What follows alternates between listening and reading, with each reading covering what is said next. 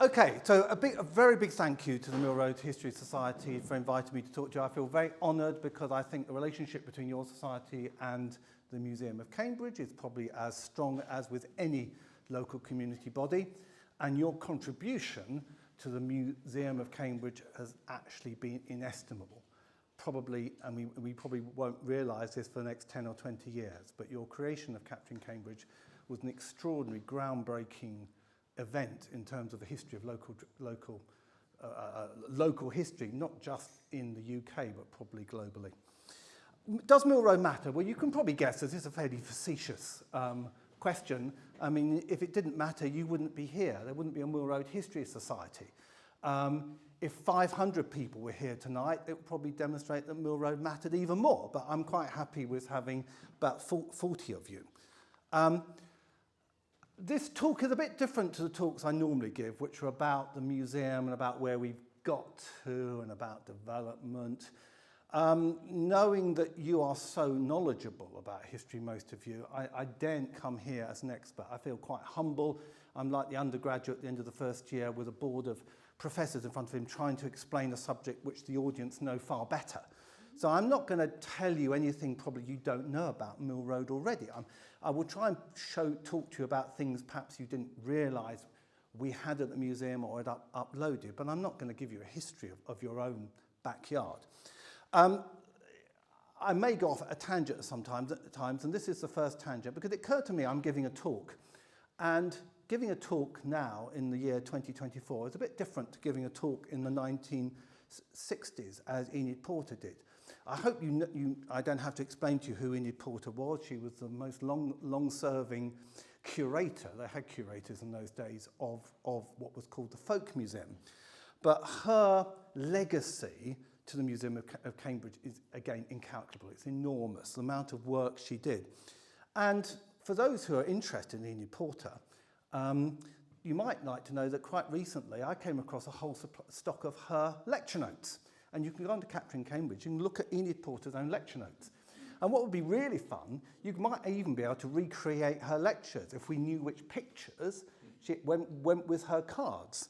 But anyways, I just bear that out. And if you go on to Capturing Cambridge, what we've done is uploaded as many of the documents that she wrote during her 30 years or so. And frankly, there's very little about Cambridgeshire life which she didn't cover. And I suspect a lot of what she wrote is the source for a great deal of what still gets written about Cambridge and Cambridgeshire. This book here is frankly the Bible of our museum. This book, which she won a medal for, Cambridgeshire Customs and Folklore, provides the background stories to many of the artefacts and is an extraordinary, interesting work to read. One thing we still possess in the museum are all her notebooks, which have never been transcribed and again probably contain a whole host of fascinating information. Again, going off another tangent, it suddenly occurred to me, well, the fact that I can access all this stuff, her own lecture notes, it'll be easier for people in the future to see her lecture notes than it would be to see mine. I mean, mine are all on the computer. And as a museum, and as with many museums and archive centres, this is a really big issue.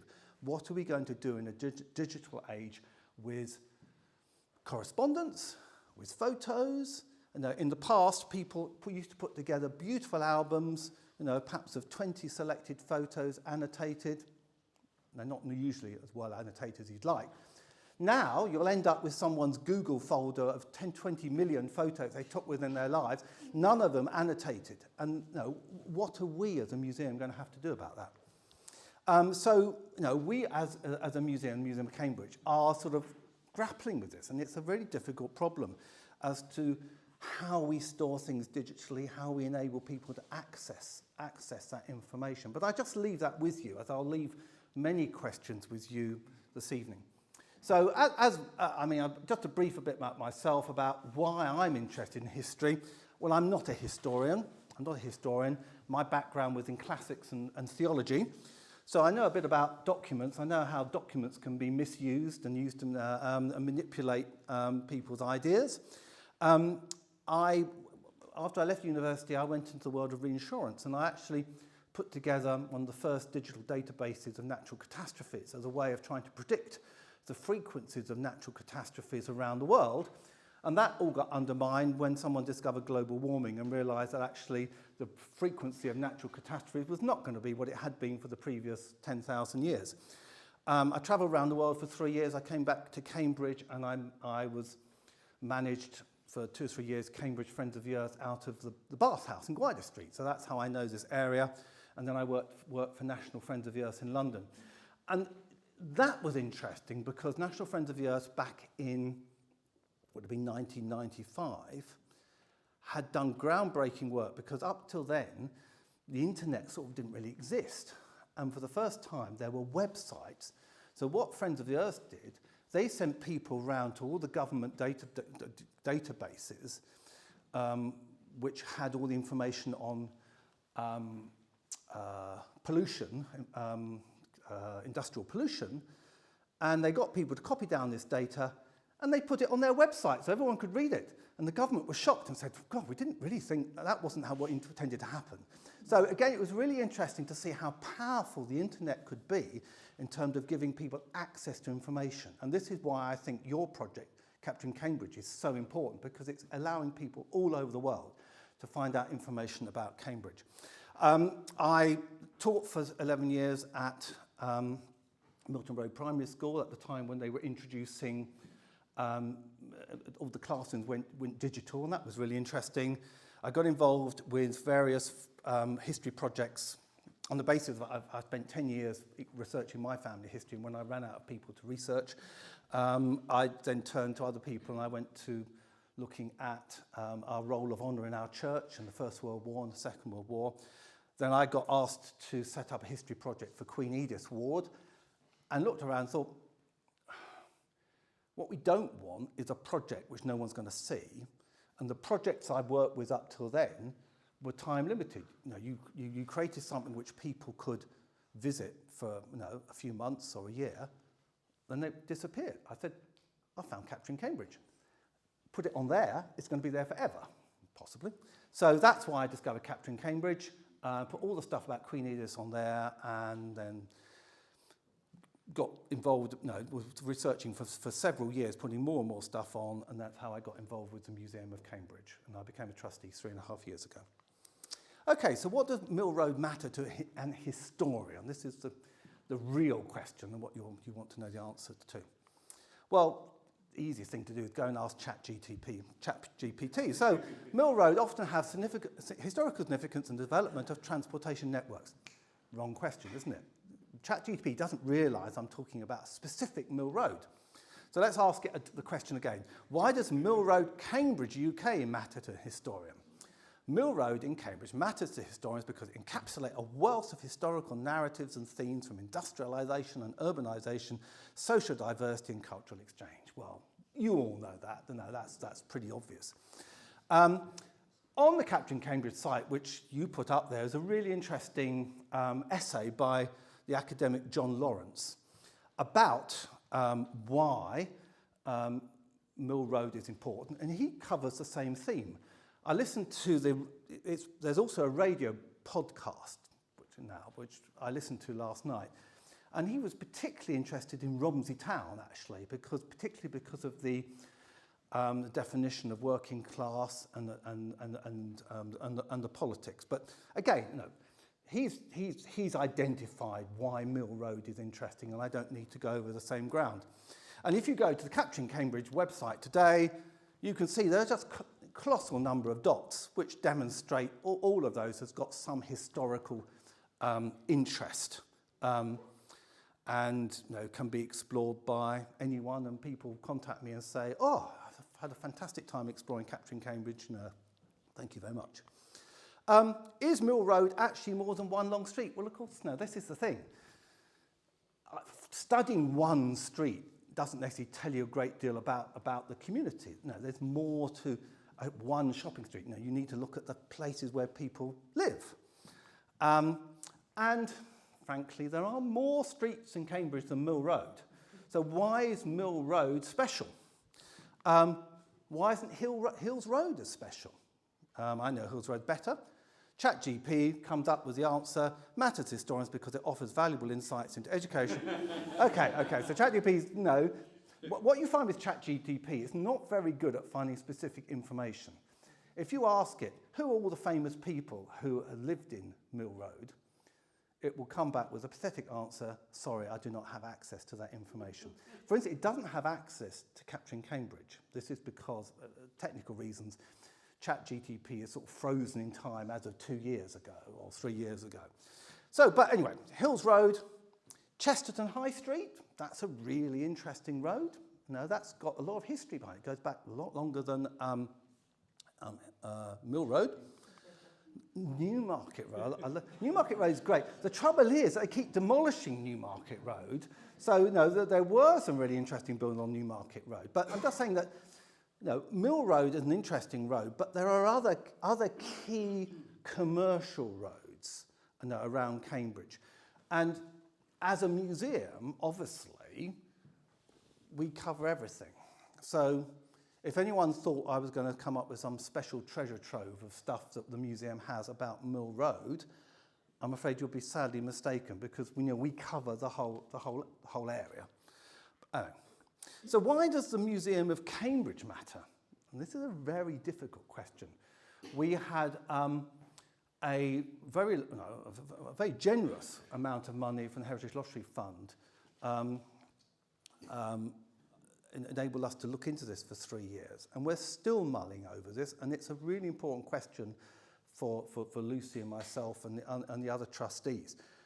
What does a museum mean today? I mean, what does it mean to you? Why is it important to you that we exist? Because it wasn't the Museum of Cambridge originally, it was the Cambridgeshire and County Folk Museum. And we still have people phone up and say, is that the Folk Museum? And it seems impossible to get through to a lot of people that we've changed our name. Does it actually matter? Are we a different museum now because we've changed our name? If you come along and look at our collection, you might think, no, nothing's changed. I can show you pictures of what the museum was like 60, 70 years ago, and it hasn't changed. So does the name actually mean anything? Becky Proctor did a really interesting piece of work. She wrote a thesis back in 2010, and this is quite interesting. The headline in the local press said, Museum of Bygones, an interesting proposal of Cambridge. Is there anyone here who thinks the Museum of Bygones would be a better name today? Yeah, okay, well that's interesting, isn't it?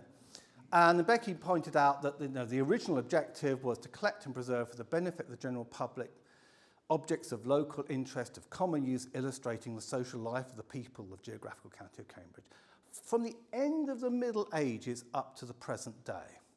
Except when they wrote this, the present day was 1936. We're quite a long way on. So what is a museum? This, I hope all of you realise that this is the Museum of Cambridge. This is our wonderful open fireplace. This is another museum. I went last week in Granada in Spain, and I found a wonderful museum that was very reminiscent of ours. The only thing that's interesting, actually, is they don't put any labels on their stuff. We've got a few labels, and it makes me think, are the labels really important, or do people, when they come to this sort of museum, just want to take in the atmosphere? And that's an interesting question. So there's another definition of a museum. And a museum is an institution which collects documents, preserves, exhibits and interprets material evidence and associated information for the public benefit. Okay, we probably don't disagree with that. Here's a slightly more elaborate review, which I think is very interesting. Lucy's seen this before. History is the good of those who want to preserve and venerate the past, of those who look at their roots with faith and love, of those who look at the world where they grew up. Through this respect, they repay their debt to the past, looking after what has always been, looking after the world where they were born with a respect that is their way to serve life. Looking after your ancestors' bric-a-brac becomes charged with meaning for those who think that way.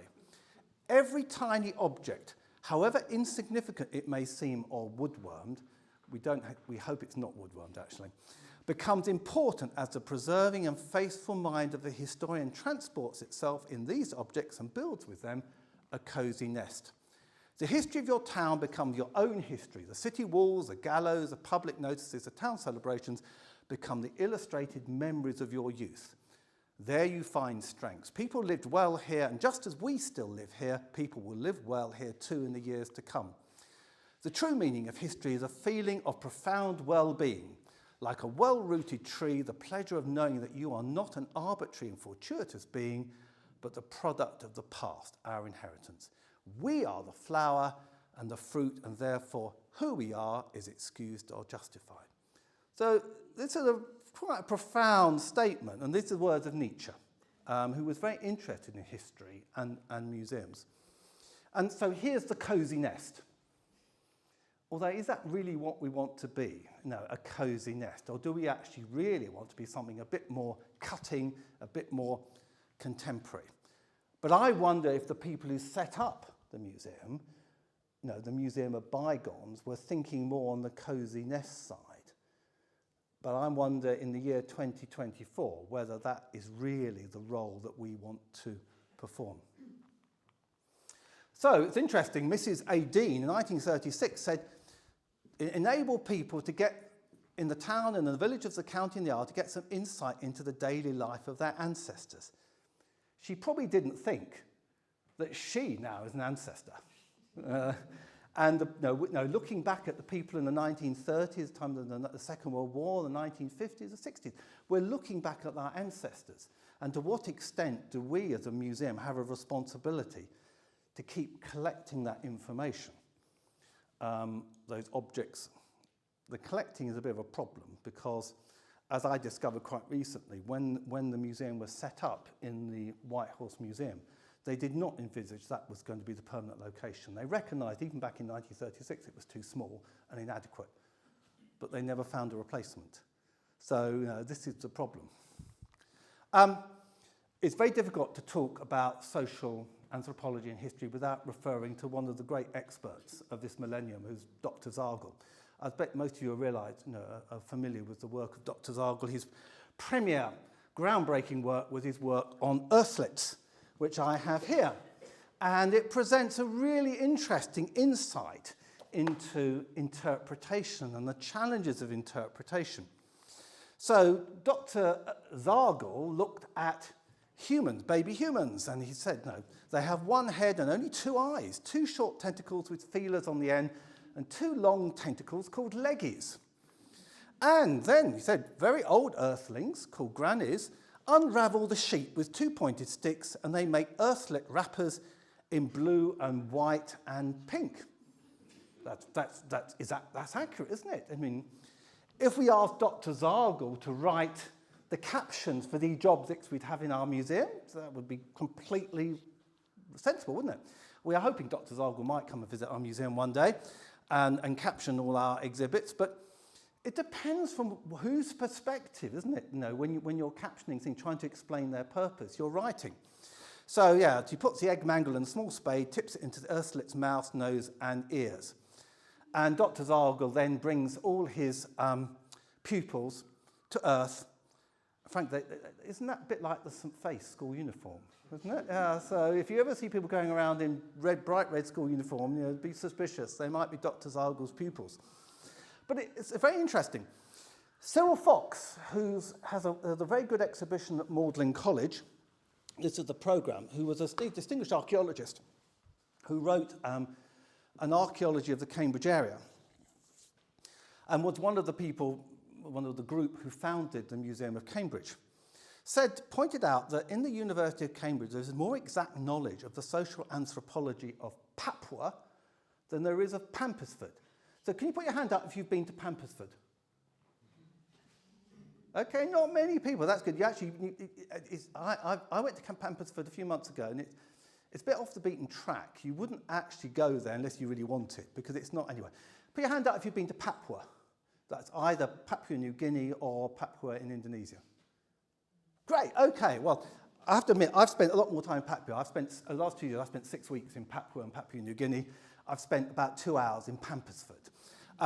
But it's interesting to think of those two audiences. If you went from one country to the other, what would you understand?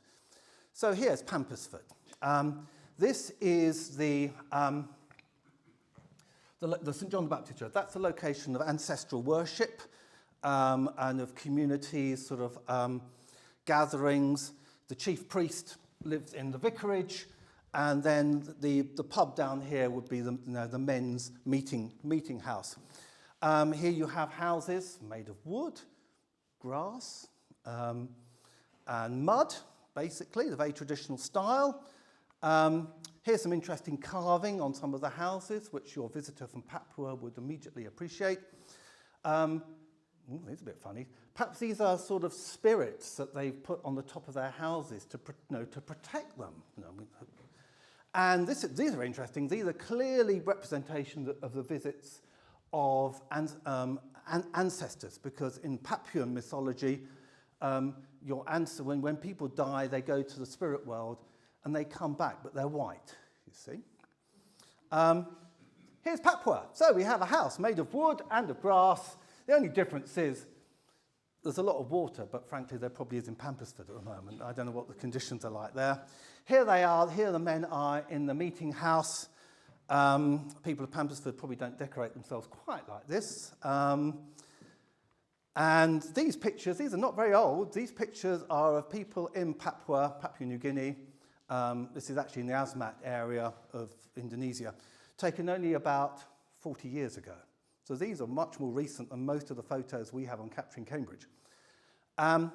This is familiar. This is in the Asmat, Virgin Mary. And she's got a traditional bag, just like this one. This is from Papua. So that's something they might see in common if the good church in Pampersford has a statue of the Virgin Mary. But the people of Papua are very creative. So this is the Virgin Mary and baby Jesus Papuan style, as we saw in their museum. And they have a museum. And here we are visiting the Museum of Culture for the Asmat people. The Asmat people have a slightly tarnished record. They were sort of eating each other till about 30 years ago, but we think they've stopped that now. But they call their museum a museum of culture and progress. It's not a museum of bygones. So, to what extent do we in the Museum of Cambridge want to demonstrate progress? Museums are increasingly controversial. That's the Benin bronze, Asante gold regalia, Parthenon sculptures. They're getting a lot of publicity at the moment because of this controversiality. I think we in the Museum of Cambridge can avoid that, but it's interesting that Nicholas Thomas, director of Cambridge University Museum of Archaeology, says it's still commonly presumed in the media that ethnographic artefacts were mostly looted. Now, that's not the case. Mostly, they're like this. When I bought that, I paid £5 for it. But public perceptions are another matter. I've just read this book, and actually a lot of my ideas have come from this book. It was only published last year, Museum of Other People. And it's looking at ethnographic museums and how they've gone around collecting stuff from other countries and their responsibility and how they present it. But then you say, well, that's not us. No, the Museum of Cambridge is not a museum of other people. It's a museum about us, is it? If you look at these people, these are pictures from the pit for Fenland. How much do we really identify and understand these people? People who in the 19th century were still travelling around the Fenlands north of Cambridge by boat. Enid Porter knew very well what their lives were like. She wrote about them, and they suffered in the 19th century periods of great destitution and starvation. So, are they really people that we understand without a great deal of effort? There's another issue as well, which I think is interesting, of what is art and what is artefact.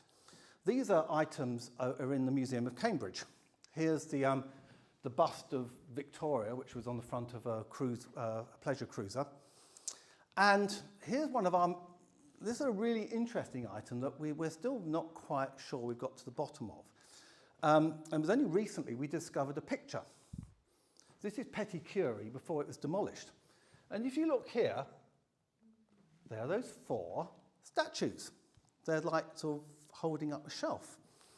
And this building here, we know this doorway was into a tobacconist. But we know the tobacconist was originally in Sydney Street, and that's the same tobacconist. So presumably, those statues were inside that shop. And this is the statue in the museum today. So, yeah, I know, is it a work of art? Is it an artifact? Can people enjoy looking at it, or really does it make no sense unless you actually put a commentary to it?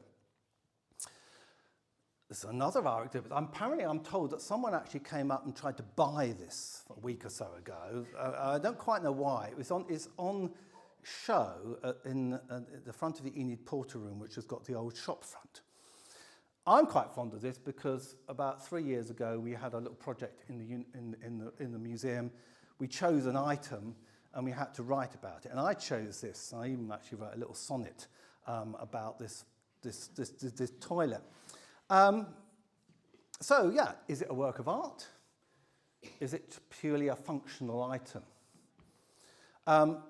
And I found this out. For the 2004 Turner Prize, there was a competition to identify the 3 most influential works of art, modern works of art. Tell me.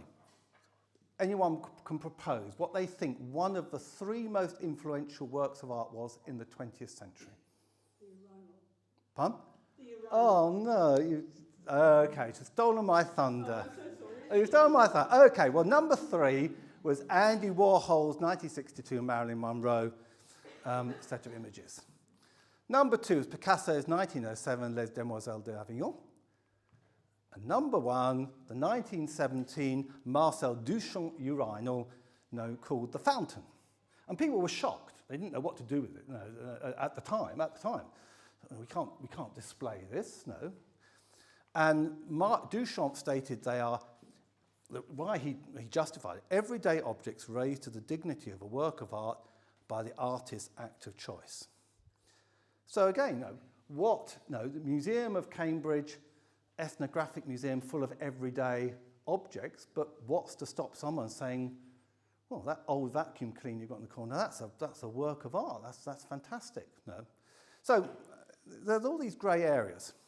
And then I remember Tracy Emin's Unmade Bed, which, as a statement, as an object of social historian interest, I think is incredible. Just imagine if the Museum of Cambridge put on an exhibition of unmade beds, 1850, 1870, 1890, and you looked at the way everything around a bedroom and an unmade bed evolved. I was in St Neots yesterday, and they had, St Neots Museum, it's interesting, what they've done, they've reconstructed a room in a 1960s council house and just sort of left it all jumbled up. And that's really interesting. I mean, so what you could have is a museum where you've got all the vacuum cleaners here, all the mouse catchers here, all the televisions here. But what you could do is say, well, let's create a scenario that looks like a 1930s room, a 1950s room, a 1970s room. And we could go further and let's say, let's recreate what it might have looked like in a Mill Road house in 1910, 1930, 1950. Okay, so I'm sorry, you might probably think I've gone completely off track by this stage. So let's go back to Mill Road. If you don't know what buildings of local interest are, you should do. The buildings of local interest are not listed buildings, so they don't have statutory protection, but they are the buildings which local authorities have to identify and have to take into account as being of importance to the local environment and to some extent, therefore, look after them. And you've got quite a lot of them, actually.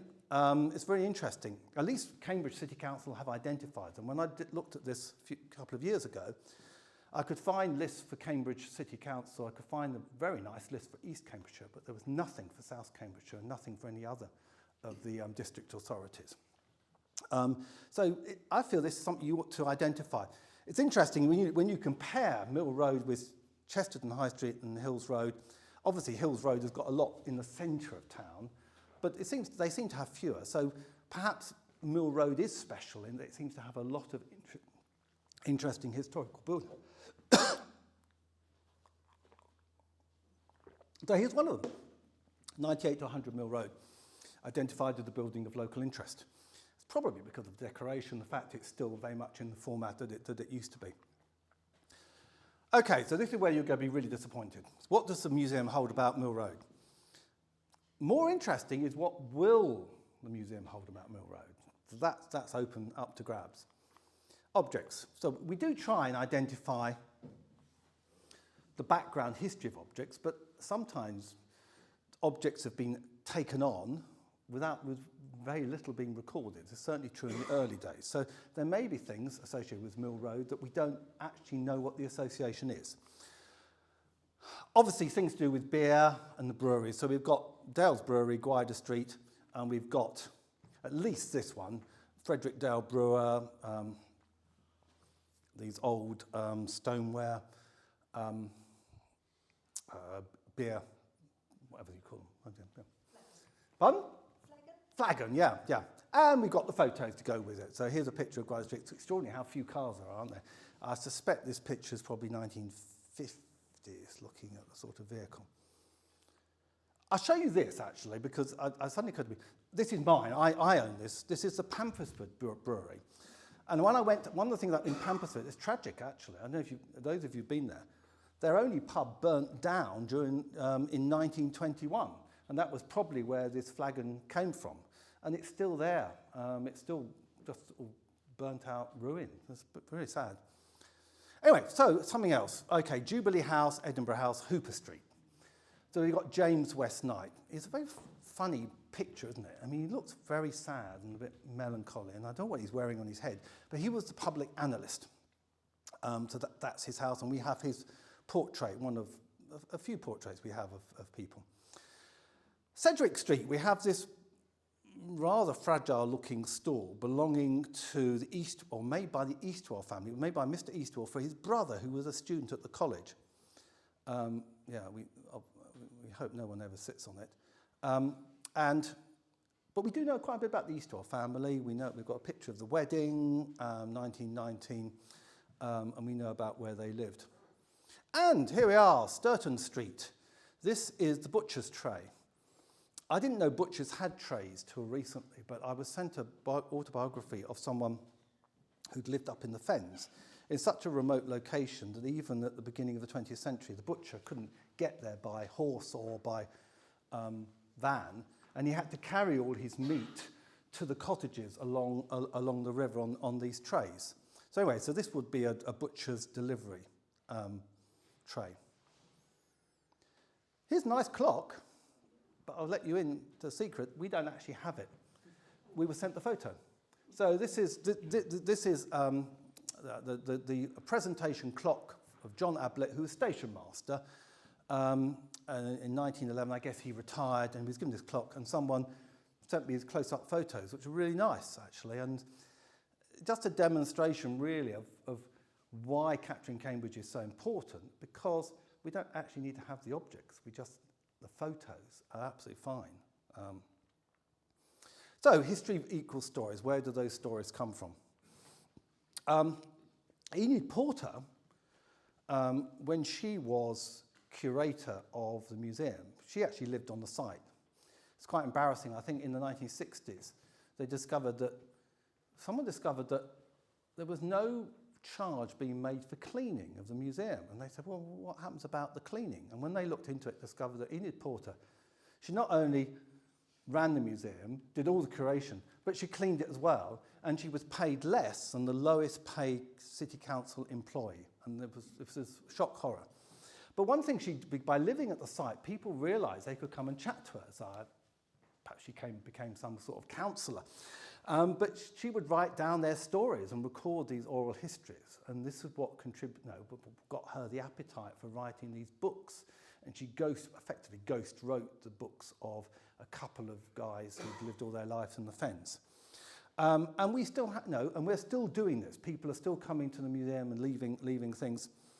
And it occurred to me that since 1999 was quite a groundbreaking year for local historians. I think it's 1999 because the 1901 census was put online. And this revolutionised people's ability to look into their family history. So this is me. An enormous number of people now have learned so much about their family. Can you put your hand up if you have, in the last 20 years, you've researched your family history using one of these sort of online databases? Yeah, okay, quite a few of you. I mean, having run out of people in my own family to investigate, I obviously had to look at the information that was supplied to us by the museum. And it's virtually impossible to go online now and start investigating anyone without finding that someone's got there first. It really is absolutely extraordinary. And a lot of people are sitting on enormous amounts of family information. I actually don't know what to do with it because they say, well, no one in my family is interested. What do I do with this information? And there's a real opportunity for museums now to take advantage of that and say, well, we'd love to know more about your family because it forms part of the jigsaw, part of the mosaic, of Cambridge, of Cambridgeshire. So, what's happening now? We're being sent photos. I have uploaded a lot of. I mean, the Museum of Cambridge has got a lot of photos, and you do when you go into the museum, you do see them, but obviously it's quite difficult to exhibit lots of photos.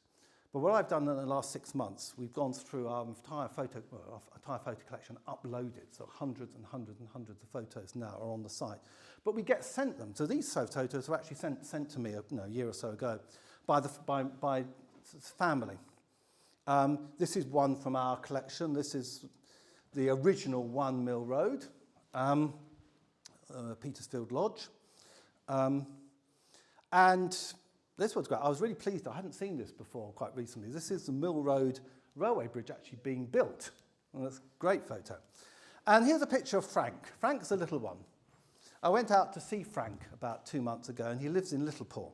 He's a couple of years older than me. And he basically said, well, here are my photos. I grew up on Gwyder Street. He grew up on Gwyder Street, backing on to the cemetery. Am I right? Is it a cemetery? Yeah, cemetery. And he told me all the bad things he and his friends used to do. They used to creep into the cemetery at night or evenings, jump out on people and scare them. He used to go down to the railway lines, and then they used to get these stones and put them on the railway track to see what happened when the train went over the stones. And then apparently he used to take great lumps of coke and throw them at the walls on the other side of the railway line just to watch the coke explode on the walls of the house opposite. He's a reformed character now, I think. But it was great. So I interviewed him and got pictures, and though all that information is now attached to the house on Gwyder Street where he used to live. So this is just indications of some of the photos. I mean, you may have seen it already, but I think these are new photos that were not already on Capturing Cambridge, which have gone up in the last few months. So I'm flagging that up, really, that there's loads of new material. So we've got some mysteries.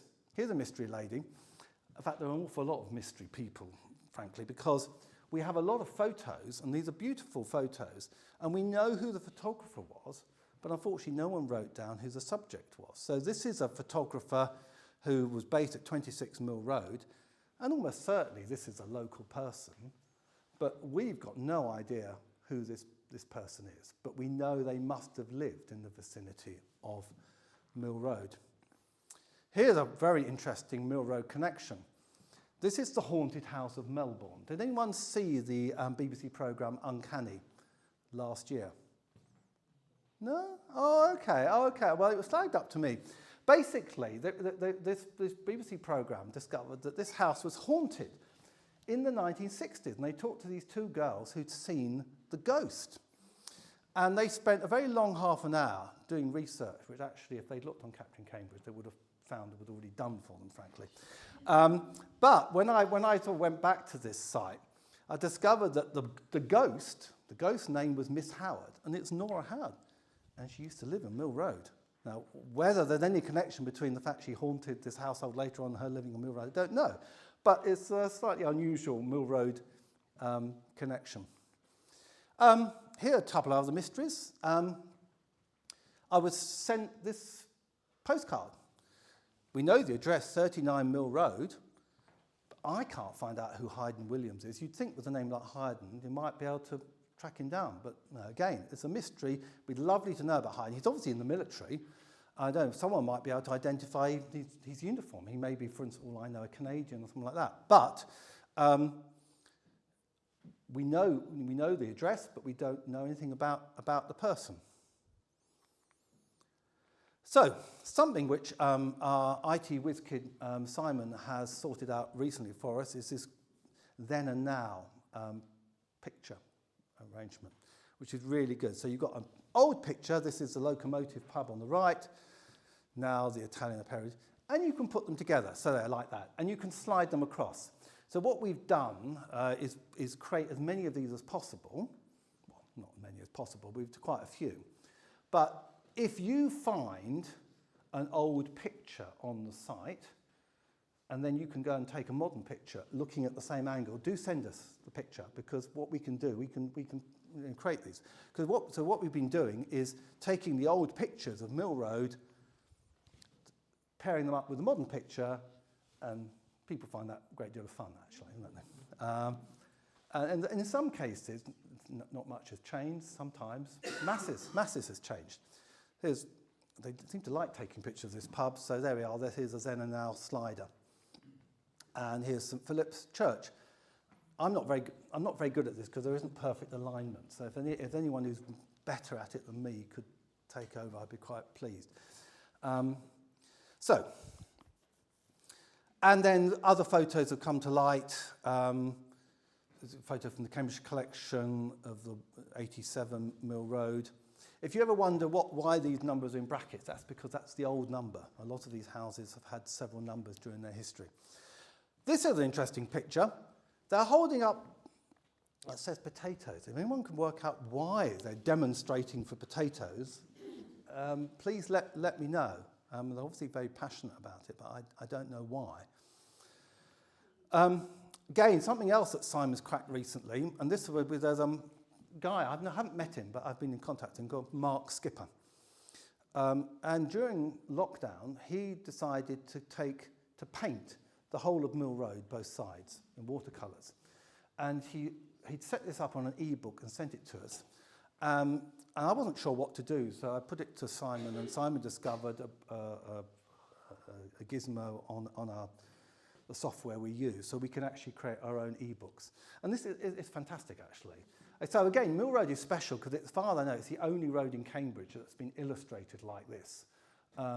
I wish someone would do Newmarket Road before they knock the rest of it down, or Hills Road. But you're very lucky. The whole of Mill Road now is immortalised in watercolours thanks to Mark Skipper, and you can see that all on Capturing Cambridge.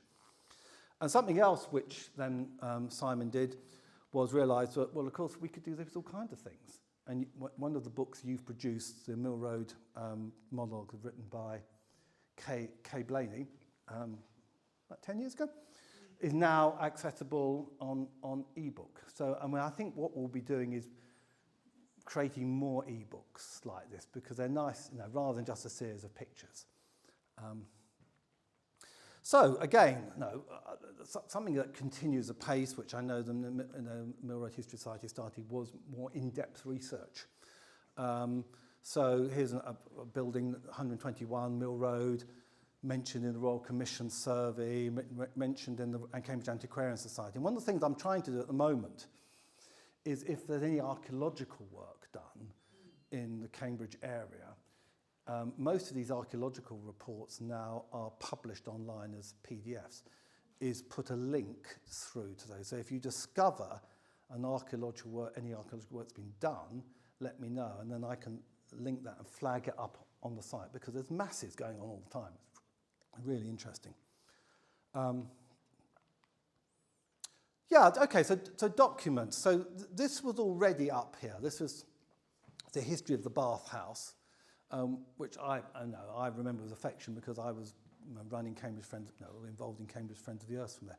But something else that you started, which I then followed up, which has got a little bit of tinge of a bit of sadness. There were quite a few people which I interviewed probably 7 or 8 years ago, which probably people from Mill Road History Society interviewed who have passed on. And it just so happened, because I'm the organist at St John the Evangelist, and I'm the assistant organist, I usually end up playing for funerals, playing the organ. So I know what funerals are coming up, and it's a bit sad that several of the people I interviewed have passed on. I played the organ at their funerals. But people have been really excited to find out, actually, they can hear about these people's lives on the recordings that are still up on Capturing Cambridge. And I wonder why that isn't done more. So I put it to you, it's really nice to have talked to people about their live recording, to have that on the site, so as a permanent memorial. But that's just my suggestion. So this lady was Janet Slade. Did anyone know Janet Slade? Yeah, she's lovely. We were a bit eccentric. I remember sitting around going to her house to interview her. And her house in Hinton Avenue hadn't actually been modernised since it was built. So her kitchen was basically, it had a cold tap, and it had this was only a few years ago, an earthenware sink, and then a modern hot tap coming out somewhere else. And it was like going into a museum. It still had a covered staircase and an open fire. And if you're ever interviewing someone, don't let them get up in the middle of the interview. Gather a load of twigs and throw them on the fire, because at this point, it's crackle, crackle, crackle. There was nothing I could do to get rid of the crackling of the recording. So again, I mentioned the important note that I think that we're sitting on a wealth of family history information that's yet to be tapped into. But we're constantly being sent this information by people. Sometimes people, two sets of people have lived in the same house, apart. So this is 98 to 100 Mill Road again. People, sometimes people send me one-liners, sometimes they send me a whole page of stuff. And it's really vivid, and it's wonderful stuff to read. Here's 171 Mill Road, reminiscences of Patricia Smith's family. And yeah, I have to mention Mill Road. Another thing that makes Mill Road special is the Mill Road Cemetery and the Mill Road Cemetery website, which is just amazing. And obviously Mill Road Cemetery covers a much larger area. But the amount of information on the Mill Road Cemetery site is extraordinary compared to other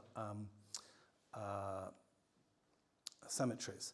And what we started doing about 2 or 3 years ago was trying to link up the information. So what we do is identify where people live on the Capturing Cambridge site who are recorded in the Mill Road Cemetery, and then point them back to the Mill Road Cemetery site for much more detailed information about them. So the two websites work really well together, as far as I can see. That's really, really good. And yeah, so again, Mill Road. So we've got the Carpenter brothers. I think there were two brothers. There seem to be quite a lot of professional cricketers who lived in this area, actually. So again, there's a hyperlink back to the Mill Road Cemetery site, so you can follow up stuff about the Carpenter brothers. Newspapers. Yeah, again, I was very lucky. About 2 or 3 years ago, someone lent me their father's scrapbook of newspaper cuttings, and he'd lived just off Mill Road. I went through this, and every time there was a story in the newspapers about someone that he knew, he cut it out and stuck it in the book. So I went through these 3 volumes of scrapbooks, trying to locate all the people.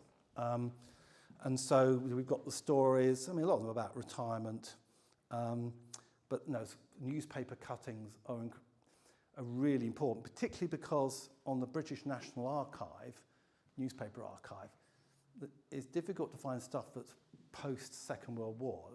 Up to the Second World War, it's fairly complete. So more recent stuff is more difficult to find, but it is there. And adverts as well.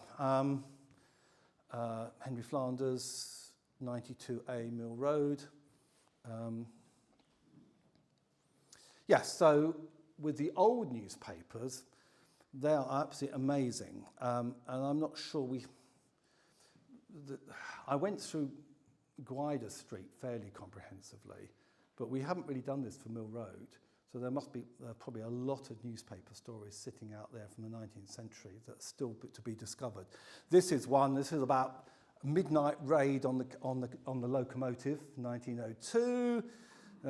Inspector Bakewell posted a constable in the front of the house while he and a witness went to the back door, and they said to him, "What are these men doing here at this time of night?" And the landlord said, "They're all lodgers."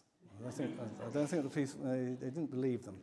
And then you get these tragic comedy stories of drink and marital unhappiness. There's an extraordinary one in Gwyder Street over a battle between a husband and wife over a piano, because the wife was a piano teacher and she goes to great lengths to get the piano back from her husband because she doesn't want to go back and live with him. Anyway, and then books. A couple of things which you may be aware of. Jack Overhill's diary is the great diary account of Cambridge in the Second World War. I haven't come across any others.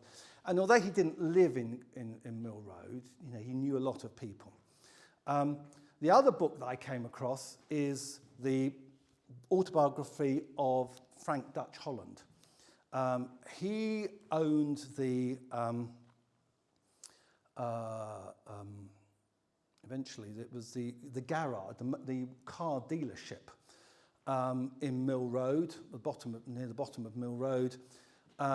He'd been the most exciting part of his book actually is when he shot down over Normandy in the Second World War and then manages to get back to British lines.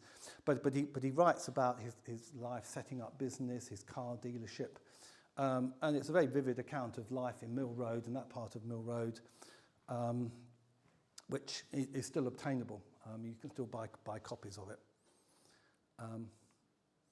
And then the other sort of topic which I thought is interesting is to do with migration. We met up with the descendants of the White Robinson family recently, and they flagged up the fact that one of the family who lived on Mill Road had emigrated to America, and they gave us a little bit of information. And it's really interesting to get these stories of people who moved from Cambridge abroad, and there are a couple of stories of people who became Mormons in the mid-19th century and went out to the wildest of wild places in Utah. I put this in to flag this up. This is not a Mill Road story, but this is quite an extraordinary story. And we were sent information. Ebenezer Tredget, as he was, he ran off with one of his one of the women who looked after his shop. And he changed his name en route to New Zealand to Edward Turner. Unfortunately, he was discovered, or someone worked out there was something a bit odd about this couple. And anyway, we've been sent the account of this by one of their descendants out in New Zealand. And that's all up on the website. So I say it's not directly to do with Mill Road, but it's a really interesting example of what you can find out. And then finally, disappear. I mean, there are areas where buildings have just disappeared, and I'm not sure I've come across any photos of this area. This is just over the bridge, on the south side of the bridge, and there were houses there. So we know who people were who lived there, but the actual buildings have just vanished. And if we can get hold of information, the better. So, partnership between museums and local communities. We've got some slides which Helen has kindly provided about the Sturton Town Blue Plaque project, which we only got today, so they're not part of this presentation, but we can show them to you. This is a really interesting example of how an area, which is obviously just off Mill Road, has been covered in enormous detail, basically by a very dedicated group of researchers, who have basically, I was going to say embedded, that sounds a bit mysterious, embedded, but they were in the community and also have worked with schools and to extract an enormous amount of information and I think it's fair to say, get the local people really proud and interested in local history. So I think this is a really good example, and they've worked in these streets. And I think, as Helen maybe will tell you, this project is planned to carry on. And all the information that they collect, I know, is uploaded to Capturing Cambridge. The information they get from the census, and that is just part of the whole overall project. But it's a project which has had an enormous amount of local sustained impact, and research.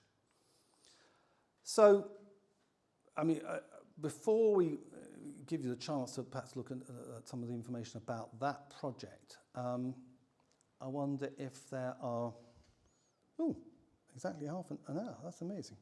I just wonder if there are any questions arising from what I've said. I apologise if this is not what you were expecting. I apologise if I haven't been able to sort of give you masses of new information about Mill Road. But what I hope is that it's given you an idea of how your input in the past of the community as a history group, but ongoing input, can really enrich the museum and what the museum can offer. What I suppose I, and Lucy as well, if I can speak for her, would like to know a bit more, and if you've got any views on what the museum should be doing for you. In a sense, we're covering not just the whole of Cambridge, we're covering the whole of southern Cambridgeshire. So, how many objects would you expect us to have illustrating Mill Road? Because we're covering every road. But is there something are there things which we can support your community in to help you understand your own history of this area? I mean, I think we're really open to ideas, aren't we? So anyway, so I'll stop there for the moment. Yeah. Yeah, hi. Well, I used to work at Sedgley School and Yes. Royal School, which is no longer. Mm-hmm. Now, how do you hook up with the Cambridge collection? Because when Sedgley closed, we had the old logbooks and everything, and I think they were given to the Cambridge collection, so there would be a lot of history there.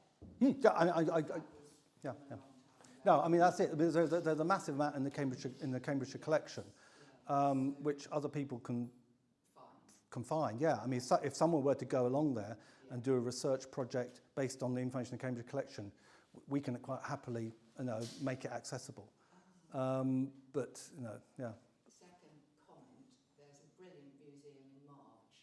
Oh, okay. And I took a lot of children there when we were doing a project on wartime. And that illustrates exactly the point that you made about walking into a little room. It wasn't a room, it was a corner where we were all, our age, were all going, oh my God, we remember that, we remember that. So there were huge amounts of conversation between us, like the grannies, enjoying our childhoods again. So it's really so intergenerational. And what you really need is someone there with a microphone recording all of that, because it would be fantastic. Yeah, exactly. yeah. But it was all written down when they came back. Yeah. Drawing about it. Hello, yes. Hi. Has any work been done on capturing the history of community groups that live on Mill Road now? Because obviously with all the restaurants and everything, there's quite cultural... Well, no. I mean, if work's going to be done, it's going to be done by you. We don't have researchers. What we can do through Capturing Cambridge is publish that work. But we don't have the resources as a museum to do the research. It's just not possible. But what I'm saying is the point about Capturing Cambridge, it provides a platform whereby anything that you've got you want to share, research, anecdotes, photos, can immediately be made available. It's very versatile, isn't it? Yeah. Your research doesn't need to look like anybody else's, I think. No, it's like, I mean, I view it as a sort of pinboard where someone comes and pins up a picture or a little note, and suddenly it's in the public domain, and it's great. It doesn't have to be a polished work of history. No, God forbid, no. Yeah. Yes? You mentioned the photo collection of the Mm. So is it available? How do you, is it cataloged? It's, well, it's tricky. It's not really available. It's not available for people to come in and browse. I mean, what I hope now is that the photos that we've got originals of are indicated. There's by MOC. But a lot of the photos of Cambridge are in the Cambridgeshire collection. They've got the biggest collection. So That's in the library. that's in the library, but it's not the most user friendly of collections. So that's why I've put them on our website, so people can at least see what there is around. We don't necessarily have the master copies or the original or the negatives of these photos. If they exist, they're probably in the Cambridgeshire collection. We've got some. And that's why I've tried to indicate on the photos themselves if there's a Museum of Cambridge reference, which means we should be able to track them down. But it's not a collection you can just come in and browse, I'm afraid. We just don't have the resources for that. Hi, Helen, yeah. I was really interested in what you said about what is a museum for. Yeah. And who does it engage with, and how can we have a future for our museums to be relevant to people. And one of the things that's been really interesting to me, as a professional historian who mostly works in the media, is once I started to work street by street in the neighbourhood behind here. Mm. It really has been about creating community and using the past as a vehicle to create community in quite wonderful ways. So there's some streets in this neighbourhood, for example York Street, that felt very dysfunctional. It's got bins everywhere and people didn't feel very connected to one another, and there's quite a lot of antisocial behaviour, particularly now with lots of drug dealing taking place in alleyways in the neighbourhood. And the Blue Plaque Project has been a great joy to those people. It's that sense of pride, but it's a talking point, it's a reason to talk to your neighbour, and they know the kids are coming from school, so I beg them, we're doing blue plaques next month for you, and they're like, yay, it's our turn at last, we're going to have our blue plaques. And they've managed to work really hard to get rid of the bins off the pavements. And I thought that was really interesting, and that's before the hard work starts that we ask the residents to do, which is to look for artefacts in their houses and gardens and attics and all the rest of it, which then creates another way of binding people together even further. So I wondered how you reflect on that. Yeah, well, I absolutely, and I think particularly in Cambridge, we've got two things that spring to mind. You've got so many people moving into Cambridge, and we see this at the museum. We have so many tourists, and the tourists, they don't necessarily know what the word Victorian means. They don't know who Oliver Cromwell was. And this is where I get back. I mean, this was my rather facetious sort of, I brought Dr. Zargle in, because it depends on your audience, really, as to what their background is, as to how much you need to explain. And you, as many of you here, if you're shown exhibits from the beginning of the 20th century, you'll immediately know what they are and how they're used. But we have people coming in from all over the world who don't. And we have to interpret those objects for everyone. But and I think that's the same within the community. You have people coming in who want to know about the story and the history of the community, but where are they going to find it from? Their neighbour might also have come in from some other part of the world and doesn't know. And so I see our role as a museum in enabling people to tell the story of the physical buildings. This is where capturing Cambridge is good. On the other side of the coin, we want to know their stories as well, and we want to know what was their path, what was their route to get to Cambridge. And the other thing that occurs to me actually is that the tragedy where I live, my house where I live backs onto what was Russell Street, and Russell Street was completely obliterated in the 1960s. And where you've got this obliteration of streets, what does that do to the people who are left, and what does that do to the people who come in? I mean, it's interesting. What I've done and what we've tried to do on Capturing Cambridge is perhaps show where some of these roads were and the properties, but they don't exist anymore.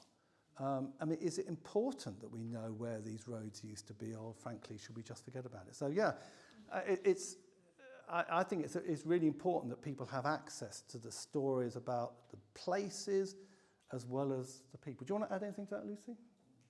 No, except that we're going to be generating, I hope, a lot of opportunities to discuss what a museum might be, because it's going to come a time quite soon when the Museum of Cambridge is going to have to think, are we going to stay here, or are we going elsewhere, or what are we?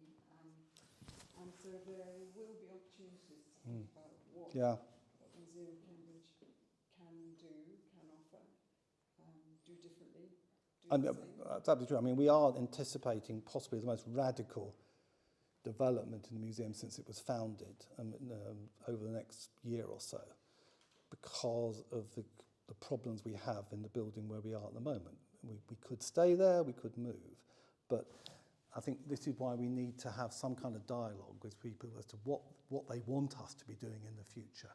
Because if we know what your expectations are of us, then we can plan for that. And that's why a museum, the building, this is a beautiful building, but it doesn't have to be a museum. And I would say to some of the neighbourhoods around here, the buildings, there's not a lot you can say. They're often quite humble terraced houses that many got condemned and they wanted to pull them down, and they were some clearances in the 60s. But what people are interested in and get attached to are the stories of the people who live there.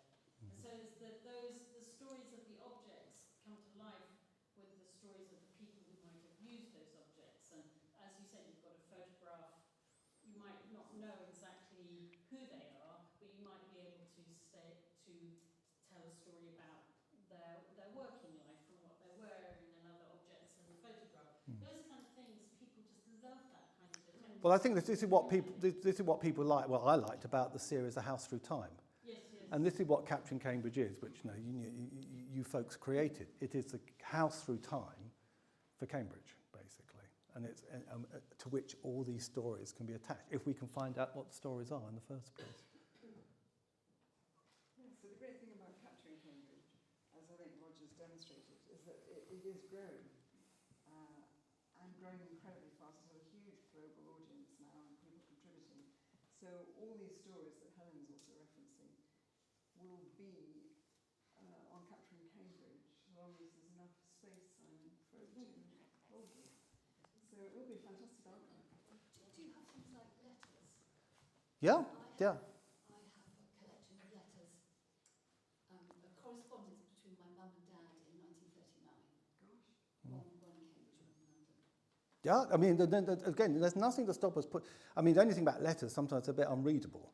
So sometimes it's nice to, if they're unreadable or difficult to read, to transcribe them. But there's nothing to stop us putting the letters on them. Now, thanks to Simon's magic, we can create an e-book of the letters. So yeah, no, that's. I mean, I think that makes a very vivid contribution to the history. Well, that's even better. No, we put it on Capturing Cambridge.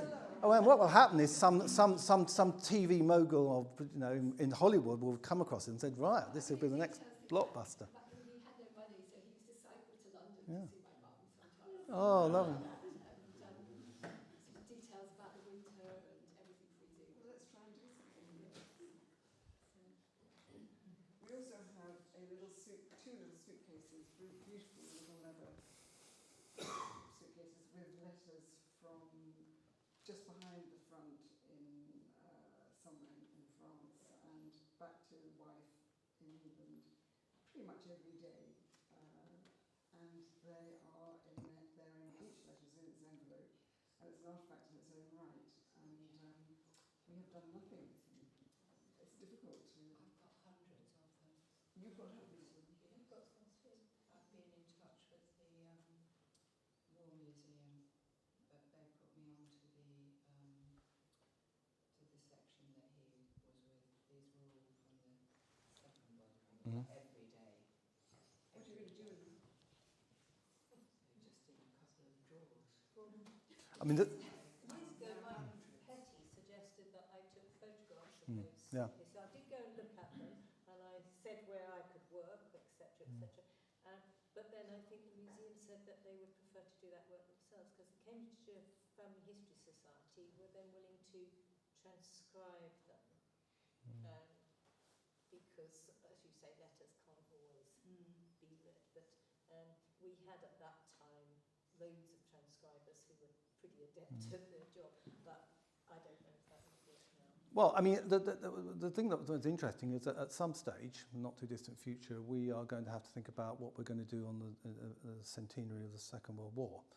And as people discovered with the First World War, you can't leave it 100 years before you start doing your research, because then you have actually no one left you can research from. So we do need pretty soon, if not now, start thinking about collecting information on the Second World War. Local examples, and it's not necessarily at the moment. It's easy to research the First World War because it's all in the public domain, but Second World War stuff is not in the public domain. Therefore, it's actually slightly technically more difficult to research it unless you've got leads. So yeah, I mean, I certainly think in principle we are very interested in Second World War memorabilia and documents, because we need to start building up our collection base, of stuff to do with Cambridge. Well, mine is to do with March with Fenland. Yeah. With Fenland. No, Fenland. Yeah. No. Oh, sorry. In the early days of our project, we ran a series of workshops, and I think they were good. Now, the trouble is, the Museum of Cambridge hasn't got the money or the personnel, but when you're asking my vision of the future, it would be that there would be workshops where people can go and find out how to research a building, how to research your family, what to do with your stories. Do you remember?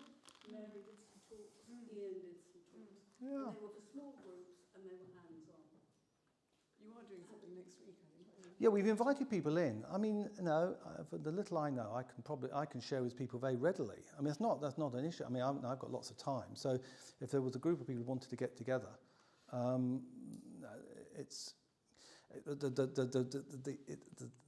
the problem then is getting the resources, like the access to the census. But my understanding is you can get access to Ancestry through the local library.